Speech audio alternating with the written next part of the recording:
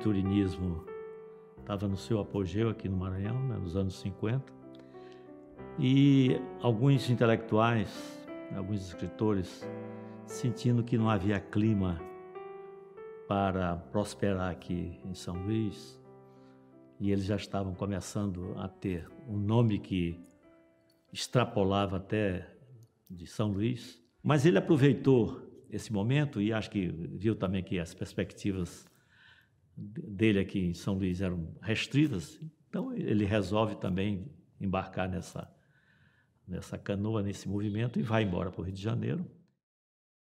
Ele passou fome, não tinha onde dormir, às vezes em banco de praça, ajudado por amigos. Até hoje há pessoas que não sabem que Louzeiro é maranhense. Eu sou de São Luís do Maranhão, de uma rua chamada Camboa do Mato. Eu sou José de Jesus Louzeiro.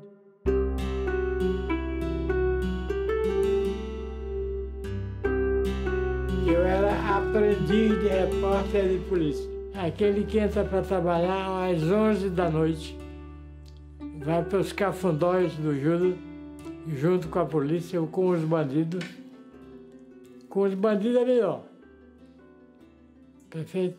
Para poder dar furo de reportagem. E até hoje eu me considero um repórter de polícia. Eu defendo José Louzeiro como um defensor dos humilhados e ofendidos. Ele sempre trabalhou com reportagem policial e a temática dele era em defesa dos bandidos.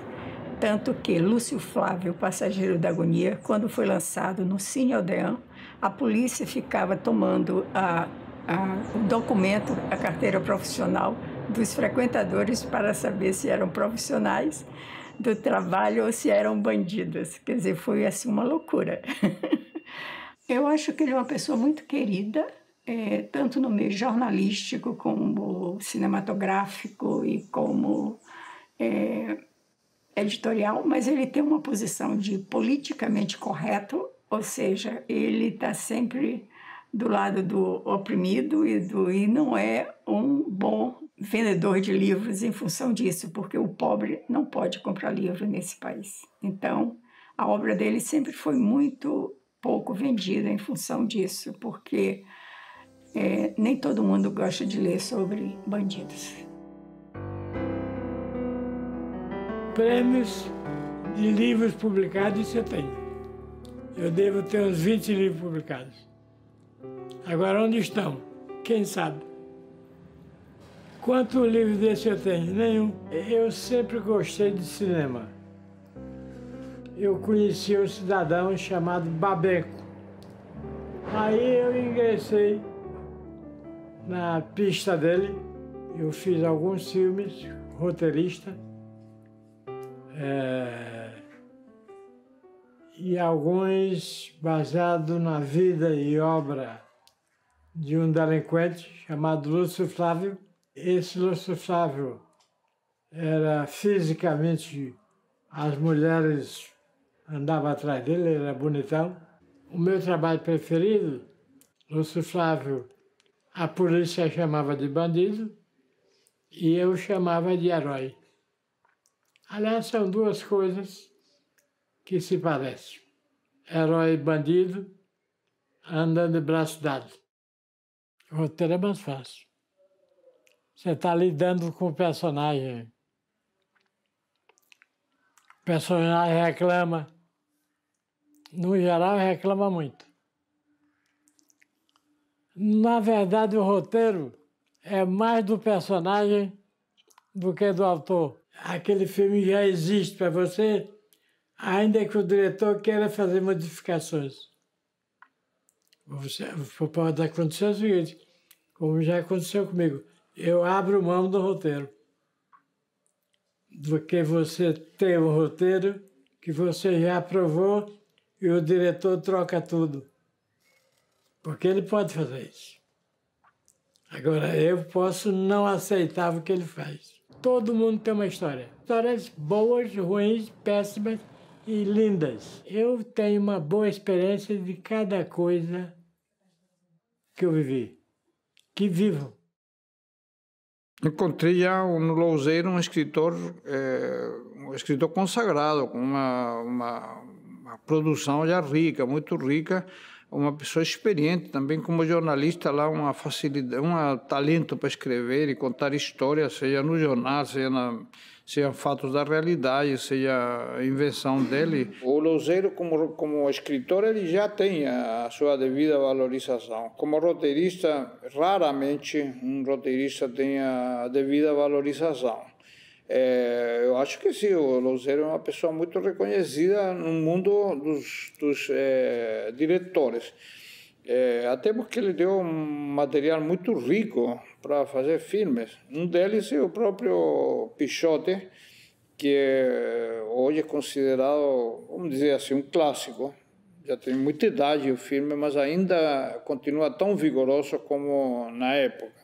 Como escritor, ele tem o seu nome reconhecido. Como roteirista, são poucos roteiristas que, além do mundo do próprio cinema, têm um nome reconhecido. Isso mais da televisão. Se você perguntar para qualquer um de nós um filme visto, se sabe quem é o roteirista, mesmo que seja um clássico, dificilmente vai reconhecer o nome do roteirista. Pichote, Infância dos Mortos, era um convite que recebi também do Babenco logo em seguida da estreia do Lúcio Flávio. Durante 2 ou 3 meses ficamos com Héctor visitando lugares de internação da FEBEM, constatando que não havia um invento, né? Tudo era de uma realidade tão crua e tão brutal que na época e até hoje penso igual. Se um moleque daqueles na rua ele me ameaçar para entregar a grana e ele me matar, eu não vou poder ser hipócrita e dizer que não sei por que ele me matou. Porque eu sei por quê, porque são tão maltratados, é uma coisa espantosa. E o pior é que, com os anos, não acho que melhorou. Ele me mandou um livro da Cida Venâncio, escrito pela Cida Venâncio, que era um livro que contava a história do romance da Cida, viúva do Fernando Ramos da Silva, o romance que os dois tiveram, ela com 14 anos e ele com 16. E era um livro fininho, assim. E ele falou, quem sabe isso não dá um filme? Aí eu li o livrinho rapidamente, e achei que de fato dava um belíssimo filme, assim. O Louzeiro foi importante nas consultas várias que eu fiquei fazendo a ele a partir da leitura do livro da Cida. Então foi assim que nasceu o Quem Matou Pichote. Eu não me lembro exatamente a primeira vez que a gente se encontrou, mas me lembro perfeitamente de como a gente começou a trabalhar junto, né? Era um filme que nunca foi feito, chamado Soco Inglês, e era um filme, sei lá, isso tem décadas, né? Que era uma história de um lutador, essa coisa que está em moda agora, negócio de luta e tal, mas era um filme, uma comédia meio de aventura de um lutador baiano, um cara forte, caramba, que vinha para o Rio de Janeiro para tentar fazer carreira, né? E aí era essa coisa assim, da gente estava escrevendo isso, se divertia loucamente. A primeira vez que eu fui para a mesa de almoço, ele era casado com a Edinalva e tudo, e era uma coisa assim que me surpreendeu, porque de repente sentaram-se todos. Ele tinha um boy, né, um rapaz que trabalhava com ele, sentou-se na mesa com a gente, tinha uma moça, uma cozinheira, sentou-se todo ela também, né, e ficávamos trabalhando lá e nos divertimos muito, e a Ed numa sala batendo a máquina de escrever, ela era um fenômeno naquela máquina, a gente ficava trabalhando, escrevendo coisa à mão, e ela passando ali, e ele ouvindo música clássica e tal, e aí até que um belo dia toca o telefone no meio do trabalho, e era uma das filhas do Tenório Cavalcante, né, que queria saber se o Louzeiro se interessaria em editar o livro que ela tinha escrito sobre o pai. Né? Cara, eu estava ouvindo aquela conversa, quando acabou, falei, ô Louzeiro, esquece o Soco Inglês, pô. Esse é o filme, pô. Nós temos que fazer esse filme, pô. Dali mesmo eu liguei para Marisa. Marisa, surgiu uma ideia aqui de um personagem extraordinário, tudo que era o Tenório Cavalcante. E daí, quer dizer, o Louzeiro entrou em contato com as filhas, eram 2 filhas que estavam escrevendo 2 livros diferentes. E a gente caminhou com a ideia de fazer o filme, conseguimos direitos da família, né? Fomos lá, e sempre juntos. Conversar com o próprio Tenório, que estava vivo ainda, morava lá na Vila São Luís, lá em Caxias. O Tenório era dono da luta democrática, tinha sido dono da luta democrática. E o Lozeiro, então, tinha muitos contatos, conhecia muita gente, né? E, pô, foi um trabalho incrível. Ficamos meses, isso em 1985, 4. O filme foi rodado em 85, deve ter sido em 1984. Eu acho que o Lozeiro é um homem do povo, no sentido cultural. E eu acho que o Lozeiro tinha muito isso, o cheiro da rua, o cheiro das pessoas, sabe? Dos dramas, dos conflitos, dos crimes, dos amores. E isso, no cinema brasileiro, foi uma coisa muito, muito, muito marcante. E ele, acho que deu uma contribuição valiosíssima nisso. Conheci o Lozeiro, evidentemente, da fama dele como roteirista de outros filmes. Mas conheci pessoalmente o Lozeiro trazido pelo Zeca Zimmerman com esse projeto, o projeto da Ângela Diniz. E ele já tinha até um título, uma sugestão de título, que era Quem Ama Não Mata.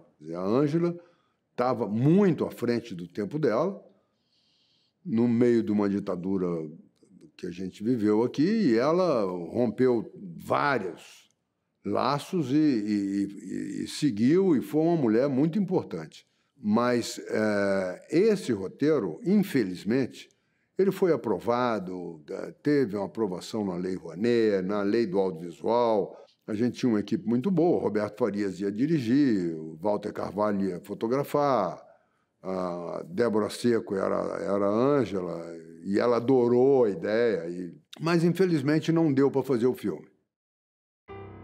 Esse Depois da Luta é uma graça, né? Tinha que ser antes. Antes da luta.